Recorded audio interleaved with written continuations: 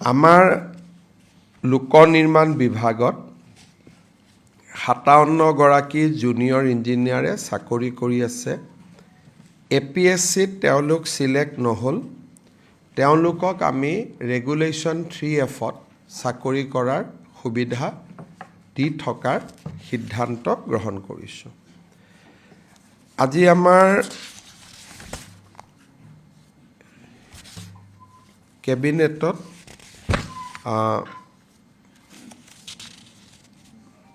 326টা mission বসুন্ধৰাৰ অধীনত প্ৰস্তাৱ গ্ৰহণ কৰা হয় আৰু এই 326গৰাকী হিতাধিকাৰীয়ে মিছন বসুন্ধৰাৰ অধীনত এতিয়া লেণ্ড পট্টা বা মাটিৰ পট্টা তেওঁলোকে লাভ কৰিব। আজি আমাৰ কেবিনেটত সতী সাধনী বিশ্ববিদ্যালয়ৰ সমীপতে এটা ছোৱালীৰ কাৰণে আৰু ল'ৰাৰ কাৰণে হোষ্টেল নিৰ্মাণ কৰিবলৈ আৰু মিউজিয়াম নিৰ্মাণ কৰিবলৈ গোলাঘাট জিলা চুতীয়া ছাত্ৰ সন্থাক আমি 8 বিঘা মাটি আজি আবণ্টন কৰোঁ। অৰ্থাৎ সতী সাধনী বিশ্ববিদ্যালয়ৰ ই অংশ নহয়, কিন্তু সতী সাধনী বিশ্ববিদ্যালয়ত পঢ়িবলৈ অহা ছাত্ৰ ছাত্ৰীসকলৰ বাবে গোলাঘাট জিলা চুতীয়া ছাত্ৰ সন্থাই হোষ্টেল বনাব, গেষ্ট হাউচ বনাব আৰু তাৰ কাৰণে চৰকাৰে আজি তেওঁলোকক 8 বিঘা মাটি আবণ্টন কৰে। এইটো তেওঁলোকৰ এটা বহুদিনীয়া দাবী আছিলে, সেই দাবীটো আজি আমাৰ পূৰণ হয়। আজি আমাৰ কেবিনেটে বৰাক উপত্যকাৰ শ্ৰীভূমি জিলাৰ পাথাৰকান্দি সমষ্টিত এখন কৃষি মহাবিদ্যালয় স্থাপনৰ অনুমোদন জনায় আৰু এই কৃষি মহাবিদ্যালয়খন 122 কোটি টকা খৰচ কৰি নিৰ্মাণ কৰা হ'ব। বৰাক উপত্যকাৰ এইখনেই প্ৰথম এগ্ৰিকালচাৰেল কলেজ হ'ব। ইয়াৰ আগতে বৰাক উপত্যকাত এগ্ৰিকালচাৰ কলেজ নাছিলে। আজি আমাৰ কেবিনেটে গুৱাহাটীত জাহাজ নিৰ্মাণৰ বাবে ইণ্টিগ্ৰেটেড চিপয়াৰ্ড আৰু কণ্টেইনাৰ, আপোনালোকে যেনেকুৱা দেখিছে কোচিত চিপয়াৰ্ড আছে, কণ্টেইনাৰ আছে, ডাঙৰ ডাঙৰ জাহাজ বনায়। আজি আমাৰ গুৱাহাটীৰ ধাৰাপুৰত এনেকুৱা চিপয়াৰ্ড আৰু কণ্টেইনাৰ বনাবৰ বাবে এটা উদ্যোগক কেবিনেটে আজি মঞ্জুৰি দিয়ে।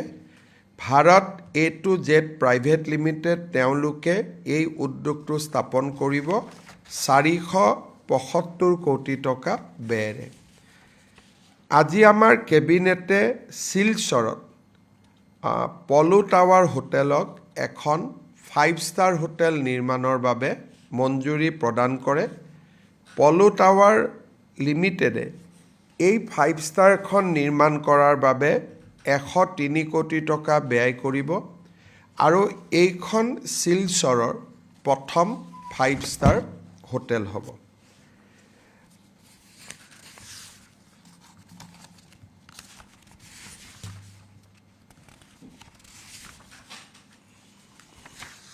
আজি আমাৰ কেবিনেটে লোক নিৰ্মাণ বিভাগক 241টা পথ নিৰ্মাণৰ বাবে 519 কোটি টকা RIDFৰ অধীনত অনুমোদন জনায়। আপোনালোকে জানে যে যেতিয়া বিমান উৰে তেতিয়া আমি এভিয়েশ্যন ফুৱেল ব্যৱহাৰ কৰোঁ। কলিকতা বিমানবন্দৰত আমাতকৈ এভিয়েশ্যন ফুৱেলৰ টেক্সটো কম থকা কাৰণে গুৱাহাটীত বিমানবিলাকে তেল নবঢ়াই কলিকতাত তেল ভৰোৱাৰ এটা প্ৰৱণতা আছিল, কাৰণ আমি ভেট আমাৰ অসমত 23.65 আছিলে। চ' আমি ইন দ্য প্ৰচেছ আমাৰ বিজনেছ লষ্ট হৈ আছিলে। আজি আমি এভিয়েশ্যন টাৰ্বাইন ফুৱেলৰ ওপৰত ভেট 5% or 5% আমি কম কৰোঁ এতিয়া ই 23 টকা 65 পইচাৰ জাগাত 18.65 পইচালৈ হ্ৰাস হ'ব তেতিয়া আমি কলিকতাৰ সমান আমি আহিব পাৰিম অহা 11 তাৰিখে মুখ্যমন্ত্ৰীৰ আত্মনিৰ্ভৰ অসম অভিযানত প্ৰথমবাৰ যিসকলে অনুদান পাইছিলে সেই 25,000ৰ ভিতৰত যিসকলে প্ৰথম পুঁজি সৎ ব্যৱহাৰ কৰিলে তেওঁলোকক দ্বিতীয় কিস্তিৰ ধন 11 তাৰিখে দিবৰ বাবে সিদ্ধান্ত গ্ৰহণ কৰে আৰু ইয়াৰ বাবে প্ৰয়োজনীয় 130 কোটি টকা কেবিনেটে অনুমোদন কৰে আজি আমাৰ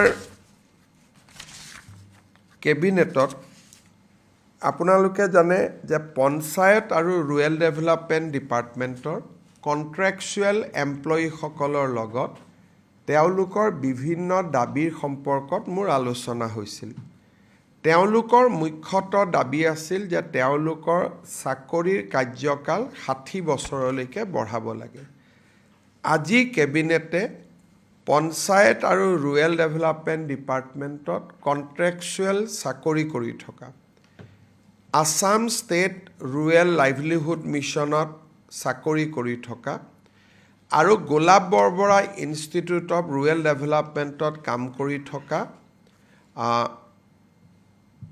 কণ্ট্ৰেকচুৱেল এমপ্লয়ীসকলৰ কাৰ্যকাল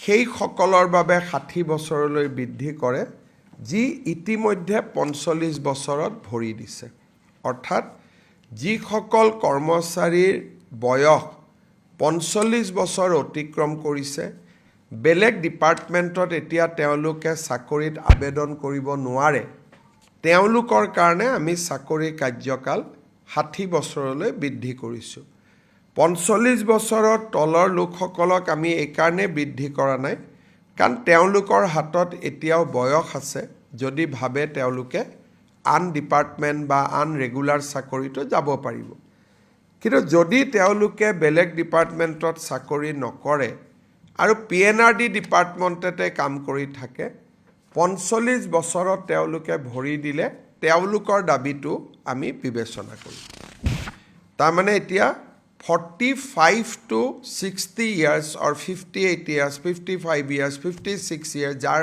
হৈছে তেওঁলোকৰ চাকৰিৰ কাৰ্যকাল নিশ্চিতভাৱে 60 বছৰলৈ বৃদ্ধি পালে কাৰ বৃদ্ধি পালে পিএনআৰডি ডিপাৰ্টমেণ্টৰ এমজি এনৰেগা পিএমৱাই আদিত কাম কৰি থকা contractual employee Assam state rural livelihood মিছনত কাম কৰি থকা কণ্ট্ৰেকচুৱেল এমপ্লয়ী আৰু এছআইআৰডি বা Golap Borbora institute of rural development ডিপাৰ্টমেণ্টত কাম কৰা কণ্ট্ৰেকচুৱেল এমপ্লয়ীসকলে এই 60 বছৰলৈ চাকৰি কৰাৰ সুবিধা পাব যদিহে তেওঁলোকৰ বয়স 45 বছৰ অতিক্ৰম কৰিছে বা 45ত ভৰি দিছে আজি আমাৰ ৰাজ্য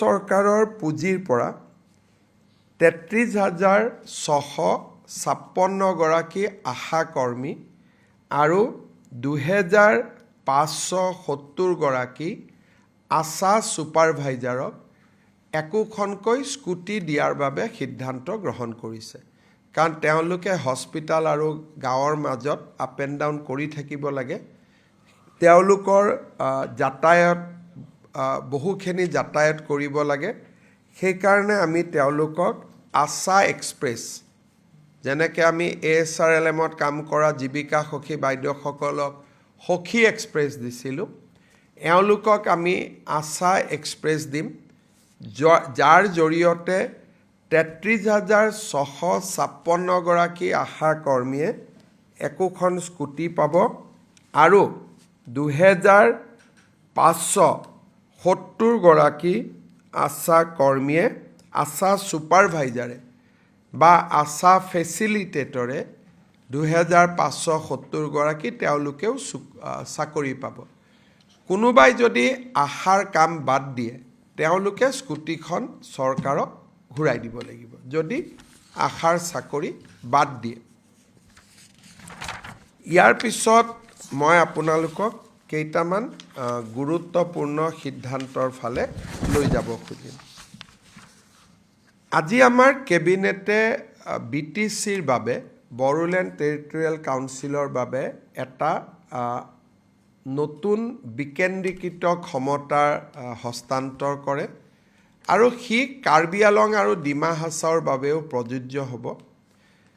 PWD, water resource, flood control এই ডিপাৰ্টমেণ্টত বা ইৰিগেশ্যন যদি 10 কোটি টকাৰ তলত কাম হয় তাৰ টেণ্ডাৰ এতিয়া BTC, কাৰ্বি আলং আৰু ডিমা হাছাও কাউন্সিলে কৰিব, কিন্তু ছেটেলমেণ্টটো চৰকাৰত হ'ব, কিন্তু প্ৰাৰম্ভিক টেণ্ডাৰ কৰাৰ অথৰিটি আমি BTC, ডিমা হাছাও আৰু কাৰ্বি আলং কাউন্সিলক আমি হস্তান্তৰ কৰিছোঁ। ইয়াৰ ফলত BTCত চৰকাৰী আঁচনি ৰূপায়ণৰ পথ ক্ষিপ্ৰ হ'ব। BTCৰ মুৰব্বী হাগ্ৰামা মহিলাৰী ডাঙৰীয়াই এইটো অনুৰোধ কৰিছিল। আজি আমি কেবিনেটত সেই অনুৰোধটো মঞ্জুৰ কৰোঁ আৰু যিহেতু BTCত দিয়া হৈছে ডিমা হাছাও আৰু কাৰ্বি আলঙতো এই অধিকাৰ আমি দিবৰ বাবে সিদ্ধান্ত গ্ৰহণ কৰোঁ। আজি কেবিনেটে এটা গুৰুত্বপূৰ্ণ সিদ্ধান্ত গ্ৰহণ কৰে। এটা দিনত আটাইতকৈ হাইয়েষ্ট DBT চৰকাৰৰ ৰাজকোষৰ পৰা আমাৰ অৰুণোদয় হিতাধিকাৰীসকললৈ যাব। অহা 10 নৱেম্বৰ ৰাতিপুৱা 11 বজাত 10 মাৰ্চ ৰাতিপুৱা 11 বজাত আমি 39,70,000 অৰুণোদয় হিতাধিকাৰীক 9,000 টকা হস্তান্তৰ কৰাৰ সিদ্ধান্ত লৈছোঁ। ইয়াৰ ফলত একেদিনাই চৰকাৰৰ 3,600 কোটি টকা খৰচ হ'ব। অসমৰ ইতিহাসত এটা দিনত হস্তান্তৰিত হোৱা এইটোৱেই আটাইতকৈ ডাঙৰ ধন হ'ব। এই পুঁজি কেনেকৈ পাব তাৰ বিষয়ে আমি সিদ্ধান্ত লৈছোঁ। প্ৰত্যেকখন পঞ্চায়ত, মিউনিচিপালিটিৰ ৱাৰ্ড আৰু VCDC বা MSC এৰিয়াত একোখন সভা অনুষ্ঠিত হ'ব আৰু সেই সভাতেই এই ধন বিতৰণ হ'ব। কেন্দ্ৰীয় কাৰ্যসূচী জ্যোতি বিষ্ণু কলা মন্দিৰত অনুষ্ঠিত হ'ব আৰু এটা দিনতেই 3,600 কোটি টকা আমাৰ মহিলা আই মাতৃসকলৰ একাউণ্টলৈকে হস্তান্তৰিত হ'ব। আজি আমাৰ কেবিনেটত আপোনালোকৰ মনত আছে 2025 চনৰ